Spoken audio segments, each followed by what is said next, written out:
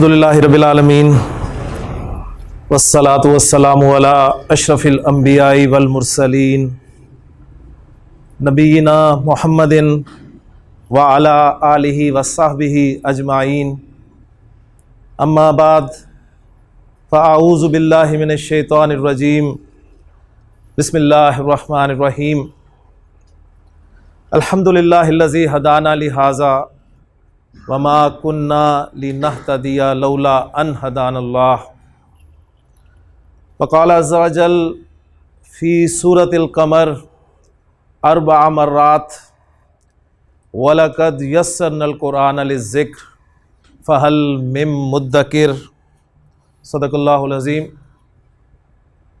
क़ाल नबी सल्लल्लाहु अलैहि वसल्लम खैरुकुम मन तअल्लमल क़ुरआन व अल्लमह। रब्बि इश्रह ली सदरी व यस्सिर ली अमरी वहलुल उक़दतम मिन लिसानी यफ़क़हू क़ौली। आमीन या रब्बल आलमीन। फ़हमुल कुरान कोर्स, जैसे कि हाफ़िज़ बिलाल साहब अर्ज़ कर रहे थे कि इस दौर की सबसे बड़ी ज़रूरत जो है वो फ़हमुल कुरान है। मैं उसमें ऐड ये करूँगा कि ये फ़हमुल कुरान जो है ये लिसानुल कुरान के बग़ैर नहीं आ सकता। लिसानुल कुरान क्या है? लिसानुल कुरान कुरान की ज़ुबान है। इस कुरान को अल्लाह का कलाम मानने वाले अक्सर लोगों की ज़ुबान कुरान की ज़ुबान नहीं है, लिहाजा वो जो फ़हम हासिल होना चाहिए कुरान के ज़रिए वो हासिल हो नहीं पाता। तो उस फ़हमुल कुरान का ज़रिया क्या बनेगा? ये लिसानुल कुरान बनेगी, ये कोर्स बनेगा जिसके लिए मैं आप सबके सामने हाजिर हूँ। और मैंने अल्लाह ताला का शुक्र भी अदा कर दिया है कि अल्हम्दुलिल्लाहिल्लज़ी हदाना लिहाज़ा, अपनी तरफ से भी और आप सबकी तरफ से भी कि अल्हम्दुलिल्लाहिल्लज़ी हदाना लिहाज़ा, तमाम तारीफ़ तमाम शुक्र उस अल्लाह का जिसने हमें यहाँ तक पहुँचाया। वमा कुन्ना लिनहतदिया लौला अन हदानल्लाह, और हम कभी भी यहाँ ना पहुँच पाते अगर अल्लाह ही हमें यहाँ ना पहुँचाता। जन्नत वाले जब जन्नत में दाखिल हो रहे होंगे तो उनकी ज़ुबान पर ये कलिमात होंगे। कुरान हमें बताता है कि बंदा मोमिन का तर्ज़ अमल क्या है। वो ये नहीं कहेंगे कि हमने नमाज़ें पढ़ी, हमने रोज़े रखे, हमने हज किए, हमने ज़कातें दी, हमने सारी ज़िंदगी अल्लाह की इबादत में गुजारी तो जन्नत हमारा हक बनता था। ये नहीं कहेंगे वो ये कहेंगे कि अल्हम्दुलिल्लाहिल्लज़ी हदाना लिहाज़ा, ये अल्लाह का शुक्र है जिसने हमें यहाँ तक पहुँचाया। ये आपका कमाल नहीं है, ये मेरा कमाल नहीं है कि मैं यहाँ पर खड़ा हूँ।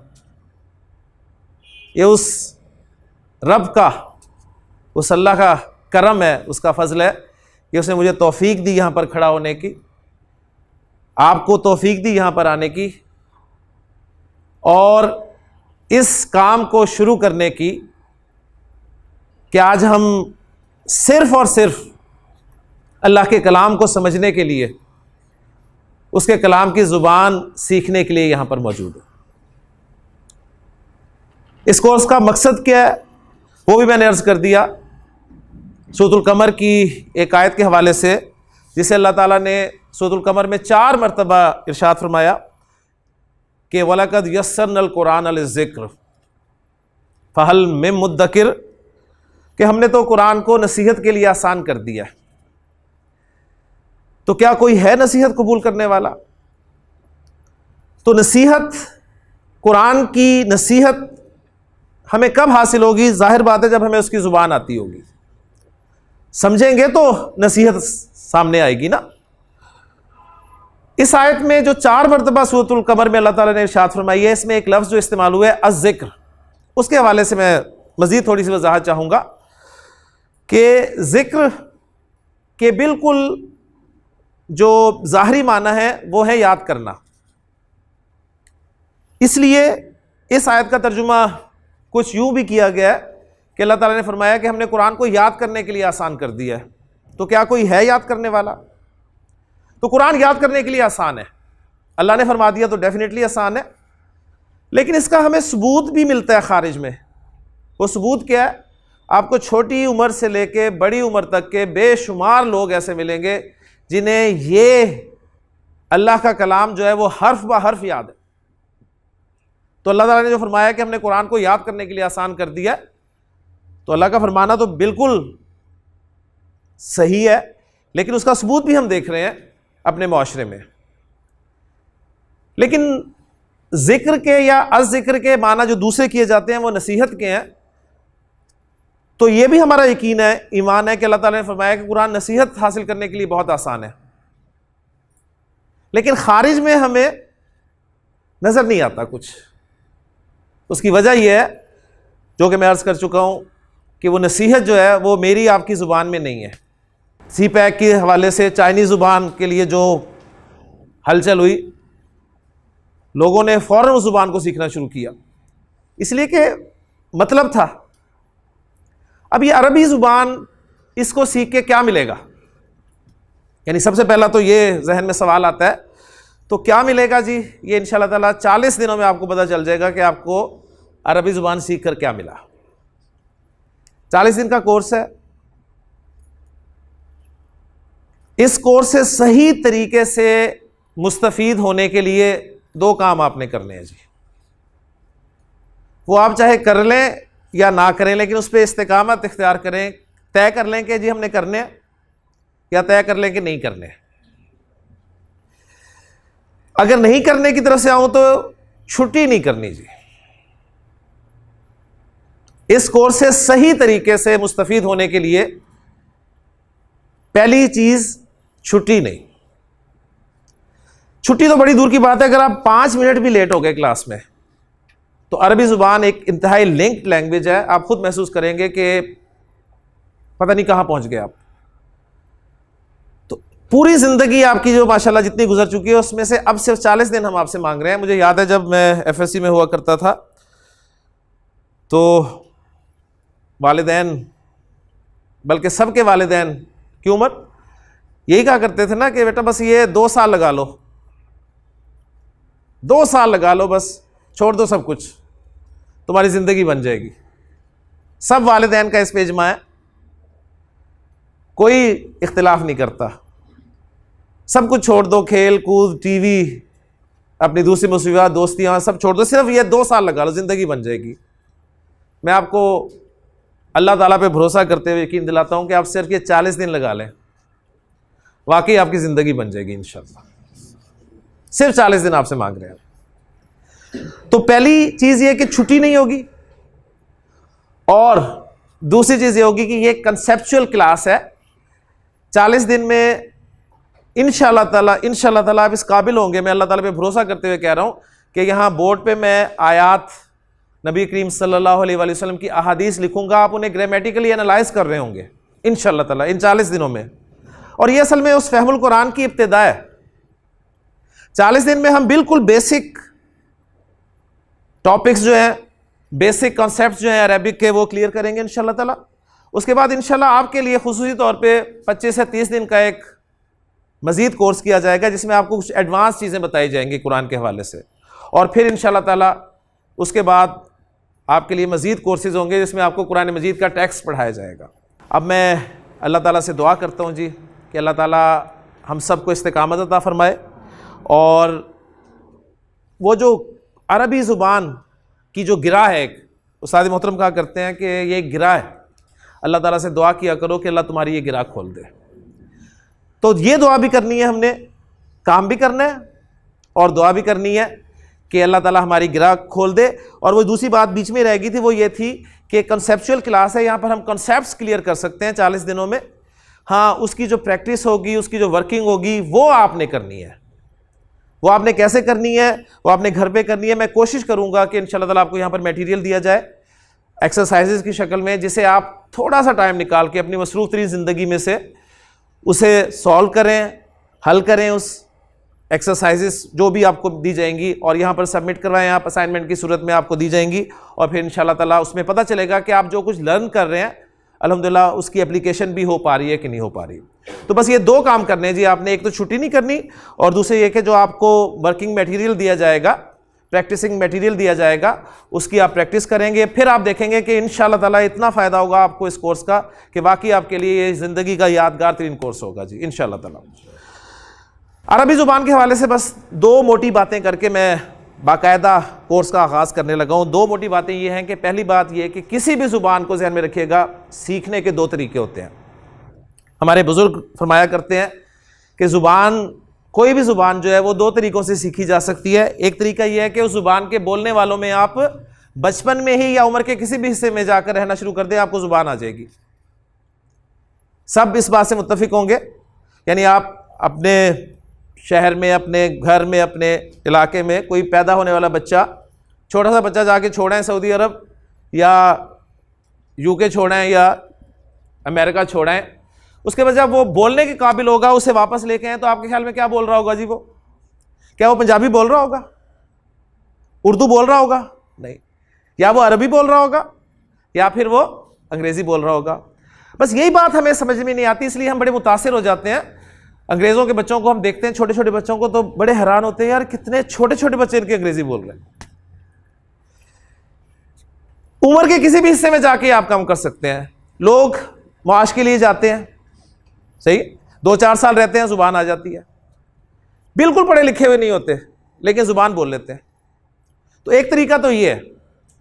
अब इसमें देखें, ये तरीका मेरा ख्याल है इस वक्त बचपन हमारा गुजर चुका है और मुस्तकबिल करीब में मेरा ख्याल है सऊदी अरब जाने का कोई या किसी अरब मुल्क जाने का कोई प्रोग्राम भी नहीं है। चले भी जाएंगे तो आपको कुरान की अरबी नहीं आएगी। मैं आपको बता दूं, आपको स्पोकन अरबी आ जाएगी लेकिन कुरान वाली अरबी जो है डेफिनेटली वो एक फसी व बलीग अरबी है, फसी व बलीग अरबी है।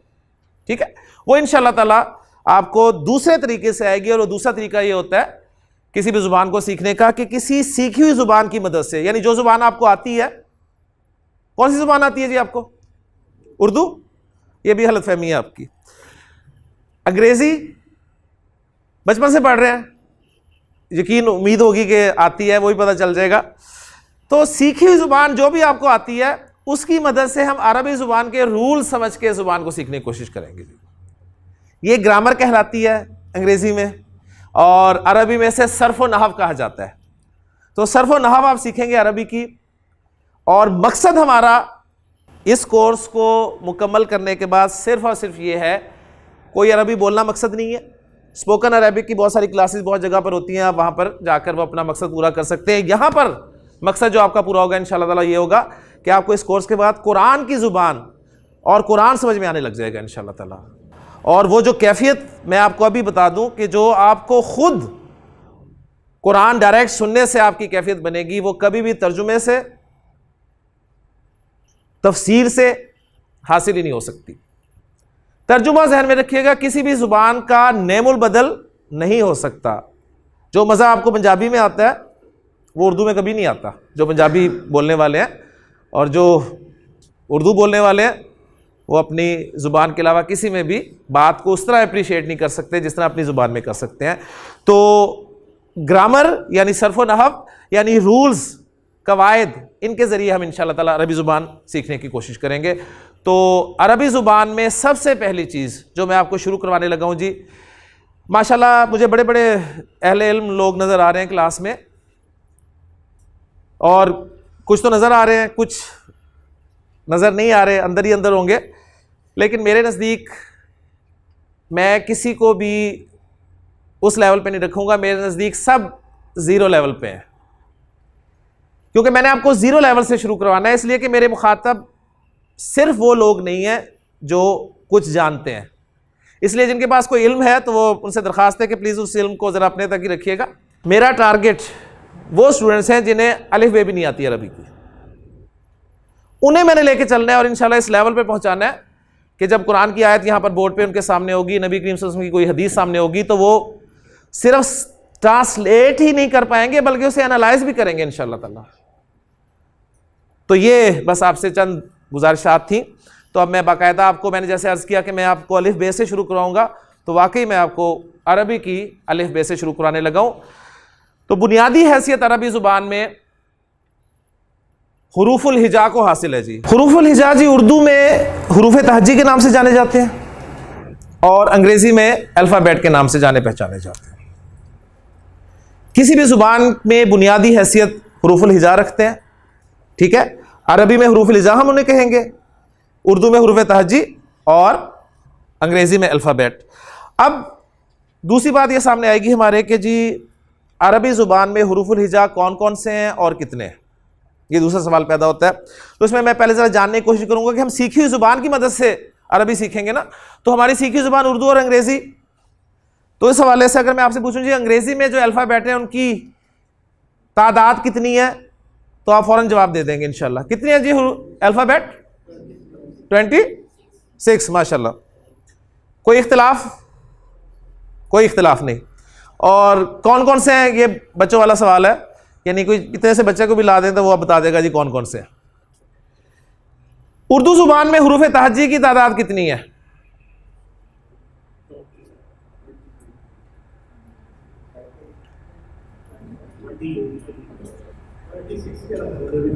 इख्तिलाफ देखें शुरू हो गया। इख्तिलाफ का मतलब होता है मुख्तलिफ होना, राय का मुख्तलिफ होना। हमारी जुबान है, हमारी है ना, इसके अल्फ़ाबेट कितने हैं ये ज़रा आज देखिएगा जाके, कितने हैं, ठीक है। कौन कौन से हैं मज़ीद शर्मिंदा नहीं करूंगा मैं। अरबी में जो हुरूफुल हिजा हैं कौन कौन से हैं और कितने हैं, इसका मैं जवाब दूंगा आपको बोर्ड पर, और बोर्ड पर जब मैं वो हुरूफुल हिजा लिख दूंगा तो कितने हैं वो आपके सामने खुद ही आ जाएगा जी इंशाल्लाह ताला। तो अरबी ज़ुबान में इस्तेमाल होने वाले हुरूफुल हिजा कौन कौन से हैं, बोले बगैर मैं इन्हें लिखूंगा, इसलिए कि इनके बोलने का अपना एक तरीका है, इनकी अपनी एक प्रोनाउंसिएशन है। उर्दू में हम इन्हें और अंदाज से बोलेंगे, सबको नहीं, बाज को, लेकिन अरबी में और अंदाज से बोलेंगे। तो मैं सिर्फ लिखूंगा, बोलूंगा नहीं, इंशाल्लाह ताला बाद में बता भी दूंगा तरीक़ेकार।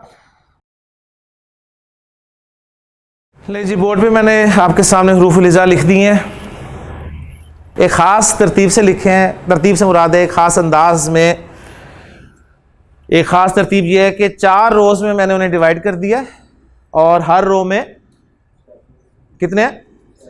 7। इनकी तादाद आपके सामने आ गई जी, 28 है। ये लिखते ही आपके जहन में बहुत सारे सवाल जाग गए होंगे, सारे जवाब दूंगा इंशाल्लाह ताला। अभी सिर्फ मेरी बात को ज़रा समझिएगा कि अरबी ज़ुबान में हुरूफुल हिजा की तादाद ये 28 है। इसमें थोड़ा सा इख्तिलाफ है, उसकी बाद में बात करूंगा। 28 हुरूफुल हिजा हैं जी अरबी ज़ुबान में। इन हुरूफ की, जैसे कि मैंने कहा कि अपनी प्रोनाउंसिएशन है, तो अगर मैं आपके सामने इनको पढ़ूं तो उर्दू में हम इन्हें कैसे पढ़ते हैं, इनमें से कोई हर्फ ऐसा नहीं है जो उर्दू बोलने वाला कहे कि जी हमें इस हर्फ की पहचान नहीं है। क्यों जी, कोई ऐसा हर्फ ऐसा है? सब जानते हैं। तो इस हवाले से उर्दू बोलने, उर्दू लिखने, उर्दू समझने वाले के लिए अरबी ज़ुबान सीखना इंतहाई आसान है जी। और मज़े की बात यह है कि हमारी बोली जाने वाली ज़ुबान उर्दू में 80 से 85% अल्फाज अरबी के हैं। सिर्फ एक ज़ुबान से जब दूसरी ज़ुबान में कोई लफ्ज़ जाता है तो उसमें कुछ चेंजेस आती हैं, वो चेंजेस हमने समझनी है इंशाल्लाह ताला। तो आपको इंशाल्लाह अरबी आ जाएगी अल्लाह ने चाहा तो ये हरूफ मैं आप बोल देता हूँ जी। अलिफ, उर्दू में भी अलिफ बोलते हैं, अरबी में भी इसे अलिफ बोलेंगे। बा, उर्दू में आप इसे बे बोलते हैं, ठीक है ना। अब जरा मैं इन्हें अरेबिक प्रोनाउंसिएशन के साथ प्रोनाउंस करूंगा, आप देखिएगा कि कौन सा उर्दू से डिफरेंट बोला जाता है। तो अलिफ, बा, ता, सा, जीम, हा, खा, दाल, जाल, रा, जा, सीन, शीन, सौद, वाद, ता, ज़ा, आइन, गैन, फा, काफ, काफ, लाम, मीम, नून, हा, वाओ, या। आपने नोट किया, जो बहुत सारी चीज़ें नोट की, उसमें एक सबसे बड़ी चीज़ आपको तंग कर रही होगी, मैं आपसे पहले उसे शेयर कर लूँ। आप देख रहे होंगे कि ये वाव और या नॉर्मल उर्दू में ये साथ साथ नहीं होते, ऐसे ही है ना। यानी आप वाव को पहले लिखते हैं, लाम मीम नून वाओ हे और फिर छोटी है और बड़ी है, ठीक है, यहां कोई छोटी बड़ी का भी तस्वुर नहीं है। एक बात, तो ये जो मैंने आपके सामने लिखा है इसका पहले जवाब देता चाहूँ कि वाओ और या को मैंने इसलिए इकट्ठा लिखा है कि अरबी जुबान के वाओ और या जो हैं ये वीक लेटर्स हैं, ठीक, कमजोर हरूफ हैं, बीमार हरूफ हैं, और बीमारों को जरा एक तरफ ही कर दिया गया तंदुरुस्त हरूफ की निस्बत, इनको एक तरफ कर दिया गया और आखिर में रख दिया गया।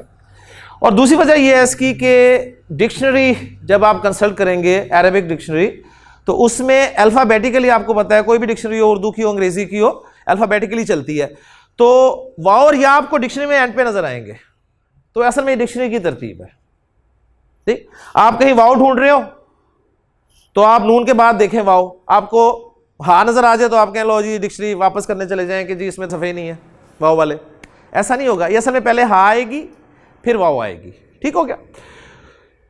इनमें हुरूफ में जिन्हें मैंने अरबी प्रोनाउंसिएशन में अलिफ के साथ पढ़ा है, बा ता सा, जा नहीं पढ़ा, जीम हा खा, दाल जाल रा जा। छोटा सा उसूल, इम्तिहान लेना मकसूद नहीं है, सिंपल मैं बताता चलूं आपको, बस नोट कर लें कि उर्दू में जिन हुरूफ को आप ए साउंड के साथ पढ़ते हैं ना, ए साउंड पर, बे, ए, बे, ते, से, रे, जे, ए, जितने भी ए वाले हैं अरबी में आपने उन्हें आ के साथ पढ़ना है, बस ये पक्का कर लें, सिंपल सा उसूल है।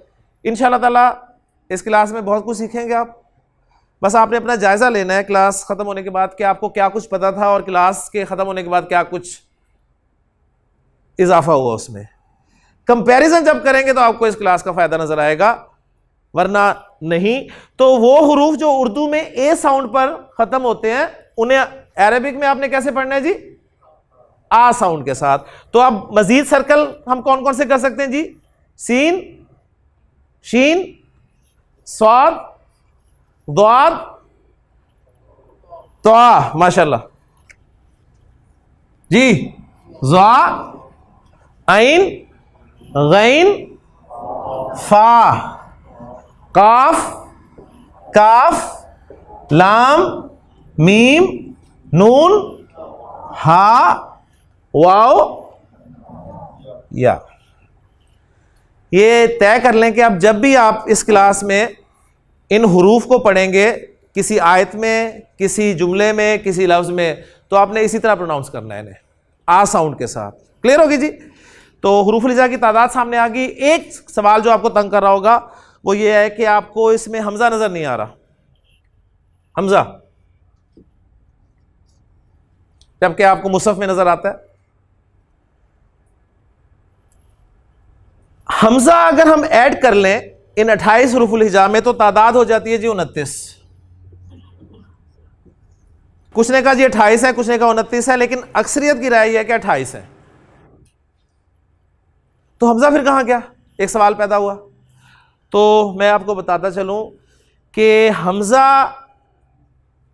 एक राय जो कहते हैं 28 है, वो हमजा को कोई अलग से लेटर कंसीडर नहीं करते। वो कहते हैं हमजा अलिफ ही है, अलिफ ही हमजा है, ठीक हो गया। कब वो अलिफ होगा कब हमजा होगा ये अलग बात है, लेकिन वो कहते हैं कि हमजा कोई अलग से लेटर नहीं है, अलिफ ही हमजा है। कुछ कहते हैं नहीं हमजा अलग ही है। तो अगर उनकी बात सामने रखी जाए तो हुरूफुल हिजा की तादाद 29 हो गई, और अगर बात ये सामने रखी जाए जी हम जो अलिफ है वही हमजा है, तो फिर तादाद जो है 28 की 28 ही रही। अब मैं आपको बताता हूँ वो कहते फिर क्या है कि जी हमजा और अलिफ में फिर कैसे फ़र्क होगा, क्या है। तो इसके लिए हमें एक छोटी सी चीज़ और समझनी पड़ेगी जो कि आपको पहले से पता है। माशाल्लाह आप जानते हैं कि आपको हर्फ के ऊपर नीचे कोई चीज़ नज़र आती है, मसलन ये नज़र आ जाता है, कभी कभी ये नज़र आ जाता है, कभी ये नज़र आ जाता है। ये ज़ेर ज़बर पेश है, सब जानते हैं। हरकत कहते हैं सिंगल एक हरकत है। हरकत की जमा हरकात होती हैं। माशाल्लाह देखें आपको जमा बहुत सारी आती होंगी इंशाल्लाह ताला। ये 3 हरकतें हैं, बुनियादी हरकतें, और एक और अलामत मिलेगी आपको, ये वाली अलामत। कौन सी अलामत है ये? जज़म की अलामत है। कोई कहेगा सुकून की अलामत है, तो जज़म या सुकून, इट्स ओके। ये अलामत हमारी इस कोर्स में पेश के साथ बाज़ जगह मिक्स होने के चांसेस हैं। मैं पेश डालूंगा, वो गोल नहीं बनेगा मुंह, तो आप उसे समझेंगे साकिन डाल दिया मैंने। मैं साकिन डाल रहा हूँगा जल्दी में, तो वो गोल मुंह बन जाएगा, आप समझेंगे पेश है। तो इस कन्फ्यूजन से बचने के लिए हम अपनी इस क्लास में अलामत सुकून या जज़म के लिए ये वाला सिंबल जो है यूज़ कर लेंगे, ताकि कन्फ्यूजन ना हो। आप कई जगह पर गोल सर्कल इस्तेमाल किया जाता है, कहीं पर ये हम कैरेट साइन यूज़ कर लेते हैं ताकि हमें कन्फ्यूज़ ना करेंगे। तो 3 हरकतें और एक सुकून, हरकत का अपोजिट सुकून। अब वो 28 वाले ये कह रहे हैं कि अलिफ ये है जो नजर आ रहा है, लेकिन अलिफ पर जब भी कोई हरकत आ जाए, जबर आ गया, जेर आ गया, पेश आ गया, या अलिफ साकिन हो गया, तो अब ये नो मोर अलिफ, इसे अलिफ नहीं कहा जाएगा। अब ये बन जाएगा जी हमजा। अलिफ सिर्फ वही होगा जिसमें कुछ भी नहीं होगा, ना हरकत होगी ना सुकून होगा। इसलिए आप देखेंगे कि आपको सऊदीया का मुसहफ जब भी पढ़ने का इत्तेफाक होगा, तो आप देखेंगे कि सऊदीया के मुसहफ में अक्सर हमजा जो होता है उसके ऊपर एक छोटा सा हमजा डाला होता है उन्होंने, फिर कोई हरकत डालते हैं, वो जबर पेश डाल दी, अगर जेर डालनी है तो अलिफ के नीचे हमजा डाल देते हैं। क्लियर हो गया ना? तो हमजा वो अलिफ होगा जिस पर कोई ना कोई हरकत होगी या अलामत सुकून होगी। क्लियर होगी? माशाल्लाह आप इस काबिल हो गए हैं आप कि आपके सामने मैं कुरान के अगर कुछ अल्फाज लिखूं तो आप अलिफ और हमजा को पहचान लेंगे इंशाअल्लाह ताला। ठीक हो गया? तो नबी करीम सल्लल्लाहु अलैहि वसल्लम पर पहली वही नाजिल हुई थी जी, उसका पहला लफ्ज था जी इकरा। अब मैं चूंकि सऊदीया के मुसहफ को सामने नहीं रख रहा, मैं पाकिस्तानी जो बड़े सगीर में हमारे यहाँ छपते हैं इंडिया में, उसके हवाले से लिख रहा हूँ। यानी मैं अलिफ के ना ऊपर ना नीचे हमजा नहीं डालूंगा, मैं सिंपल इस हरकत डाल दूंगा। ठीक है? जब भी आपको हरकत नजर आएगी तो आपने उसे हमजा मानना है, जब भी सुकून नजर आएगा तो आपने उसको हमजा मानना है। क्लियर हो गया? तो इकरा,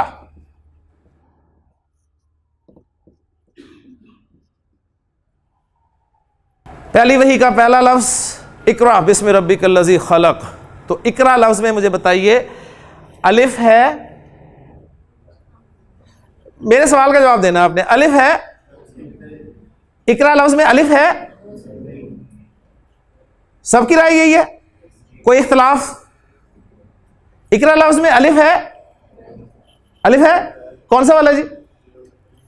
ये वाला, ये अलिफ है। और ये क्या है? ये भी अलिफ है। हमजा कोई नहीं आपके ख्याल में? क्यों जी? हरकत आए तो वो अलिफ नहीं रहेगा, या उसकी जज़म आए तो भी अलिफ नहीं रहेगा। अलिफ पर जब भी कोई हरकत आ जाएगी या सुकून आ जाएगा तो वो अलिफ नहीं रहेगा, वो हमजा बन जाएगा। तो इकरा में कोई अलिफ नहीं है, दोनों जगह पर हमजा है। यह भी हमजा इसलिए कि अलिफ पर जेर आ गई, यह भी हमजा इसलिए कि अलिफ पर सुकून आ गया। तो इसमें अलिफ कोई नहीं है, दोनों हमजा है। ठीक हो गया जी? चले अल्हम्दुलिल्लाह जी। हम सब कौन है जी? इंसान है ना सबसे पहले। अच्छा जी, इंसान में देखते हैं कि अलिफ है या नहीं है। इंसान में अलिफ है? अलिफ है? कहां है? ये पहला वाला क्या है? हमजा। और ये वाला क्या है? माशाल्लाह, आपको अलिफ और हमजा की पहचान होगी। क्लियर होगी जी बात? इंसान कैसे बना है जी? मिट्टी से। इंसान किस तरह बना? मिट्टी और पानी से।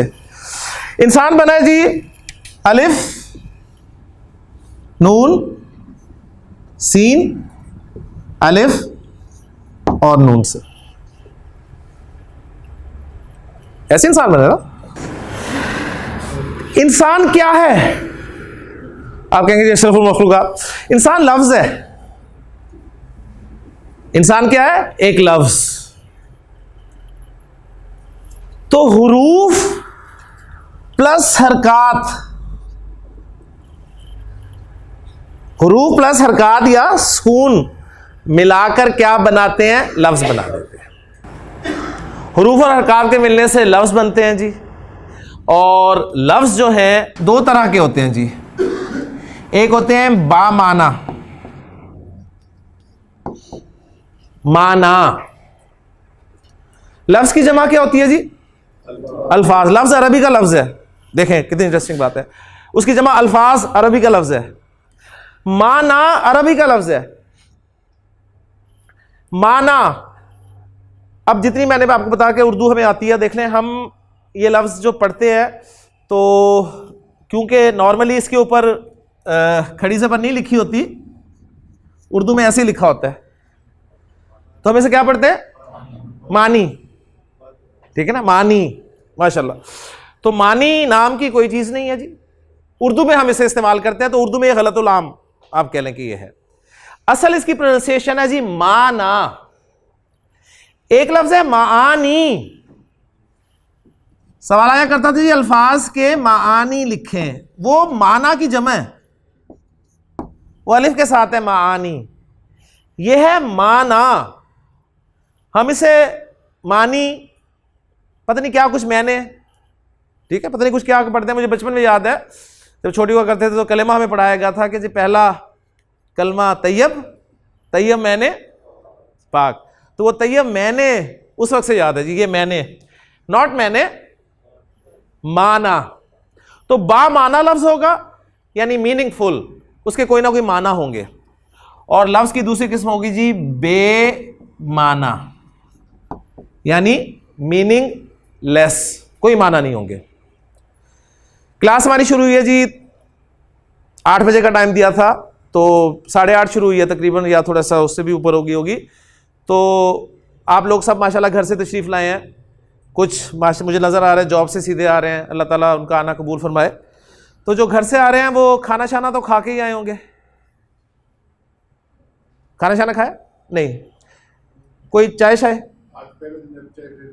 अच्छा माशाल्लाह जी।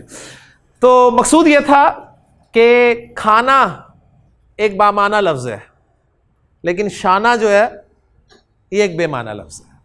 तो खाना तो आप खा के आए हैं, शाना नॉर्मली हम बोल देते हैं। कोई चाय वाय, कोई बिस्किट शिस्किट, कोई फल शल, ठीक है। तो फल शल बामाना और बेमाना, बेशुमार अल्फाज। लफ्ज़ वो होता है जो मेरी ज़ुबान बाहर निकाल देती है मुंह से। हम बेशुमार अल्फाज बोलते हैं जो बामाना भी होते हैं बेमाना भी होते हैं। कुरान मजीद में कोई भी लफ्ज़ बेमाना नहीं है। हाँ, ऐसा आप कह सकते हैं कि कुछ ऐसी चीज़ें हैं जो जिनके माना हमें पता नहीं है, मसलन आपके हुरूफ मुक़त्ताआत जिनके माना हमें नहीं पता, लेकिन वो बेमाना नहीं है। तो हमारा स्कोप चूंकि कुरान मजीद है, लिहाजा बेमाना हमारे कोर्स से खारिज। बेमाना किसे कहते हैं, क्या होता है, हम इसके बारे में बिल्कुल नहीं पढ़ेंगे, ना जानने की कोशिश करेंगे। बामाना लफ्ज़ हमारा टारगेट होगा, और बामाना लफ्ज़ को ग्रामर की इस्तिलाह में नोट कर लें, कलिमा कहते हैं। आज इंशाल्लाह आपकी उर्दू भी मैं ठीक करके जाऊंगा। कलिमा हम क्या कहते रहते हैं इसे? कलमा, कलमा चौक, पहला कलमा तैयब, तैयब मैंने पाक। तो माशाल्लाह उर्दू भी हमारी ऐसी है। तो अरबी सीखने का इंशाल्लाह आपको फ़ायदा ये होगा कि आपकी उर्दू भी ठीक होगी, अंग्रेज़ी भी इंशाल्लाह ठीक होगी, और अरबी तो वैसे ही आ जानी है आपको इंशाल्लाह। तो बामाना लफ्ज़ कलिमा कहलाता है। कलिमा, कुरान का हर लफ्ज़ कलिमा है। कुरान का हर लफ्ज़ कलिमा है, और कुरान का हर लफ्ज़ कलिमा की सिर्फ 3 किस्में हैं जी, 3 किस्में हैं। वो 3 किस्में मैं लिख रहा हूं और फिर बताऊंगा आपको कि कुरान का हर लफ्ज़ क्या हो सकता है। कुरान का हर लफ्ज़ कलिमा की 3 अक़साम, इस्म, अब यहां फिर मसला, इस्म नॉट इस्म, इस्म, इस्म फेल या हर्फ नॉट हरफ। हमें बहुत ज़बर बोलने का शौक है, खासतौर पर फैसलाबाद वालों को तो इतना ज़बर बोलने का शौक है। मेरा नाम पता है आपको? मेरा नाम जी, मेरा नाम है जी आमिर, लेकिन अक्सर मुझे कहते हैं आमिर। हमारे गली में रहते हैं आबिद साहब, लोगों ने आबिद कहते हैं। शाहद, खालिद, जाहद, नासर, तो इतनी ज़बर बोलने के हम फैसलाबाद वाले आदी हैं। तो मेरा नाम पहले इसकी भी सलाह कर लें लाजमी, क्योंकि मुझे बड़ी शर्मिंदगी हुई। एक मरतबा मेरी क्लास का इख्तिताम था, तो उस्ताद मोहतरम भी तशरीफ़ लाए हुए थे, तो स्टूडेंट्स ने आके अपने कमेंट्स का इजहार किया और बताया कि जी माशाल्लाह हमें क्लास का बड़ा फ़ायदा हुआ। फ़ायदा नहीं, बड़ा फ़ायदा हुआ। तो फ़ायदा हुआ और फिर ये हुआ कि आमिर साहब ने हमें बहुत अच्छा पढ़ाया। तो डॉक्टर साहब ने, उस्ताद मोहतरम थे, उन्होंने फिर बताया कि मुझे पता चल गया कितना फ़ायदा हुआ है आपको, कि आपकी ज़बर तो ठीक नहीं हो सकी, तो बराए मेहरबानी मेरी इज़्ज़त आपके हाथ में है। तो आमिर मेरा नाम है, नॉट आमिर। तो इस्म फेल हर्फ, इंशाल्लाह आपकी उर्दू भी ठीक होगी। और ये कलिमा की क्या है? कलिमा की अक़साम, नॉट इक़साम। हम इक़साम ही पढ़ते हैं अभी तक। कलिमा की 3 अक़साम है। तो कुरान मजीद का जो भी लफ्ज़ आपके सामने आएगा अल्हम्दुलिल्लाह से लेकर, वो या तो इस्म होगा या फेल होगा या हर्फ होगा, इससे बाहर कोई चीज़ नहीं होगा जी। तो अगर हम सिर्फ इन 3 चीज़ों को अच्छी तरह समझ लें तो मुझे बताएं कुरान की अरबी कहाँ जाएगी? सिर्फ 3 चीज़ें हमने समझनी है जी। इस्म को हमने सही तरह समझना है, फेल को सही तरीके से समझना है, हर्फ को सही तरीके से समझना है। इंशाल्लाह आपको कुरान समझ में आएगा। यहीं पर मैं ख़त्म कर रहा हूँ आज के सबक को, और ख़त्म करने की वजह यह है कि मैं उम्मीद करता हूँ कि इंशाल्लाह ताला आज अब जाके आप वर्किंग करेंगे, कुछ ना कुछ सुबह करेंगे, दोपहर को करेंगे, और कल अपने अपने एक साथी को ये वाला सबक पढ़ा कर यहाँ पर लाएंगे, ताकि कल फिर हम अपने सबक को तेज़ी से जो आगे लेके चलें। इंशाअल्लाह ताला अल्लाह ताला आपके लिए आसानी करेगा। जिस अजीम मकसद के लिए आप यहाँ पर जमा हुए हैं, उस मकसद को सामने रखें। अल्लाह ताला से दुआ करें, अल्लाह ताला हमारे लिए आसानी फरमाए जी, सबके लिए आसानी फरमाए। सुब्हानकल्लाहुम्मा व बिहम्दिका अशहदु अल्ला इलाहा इल्ला अंता अस्तगफिरुक।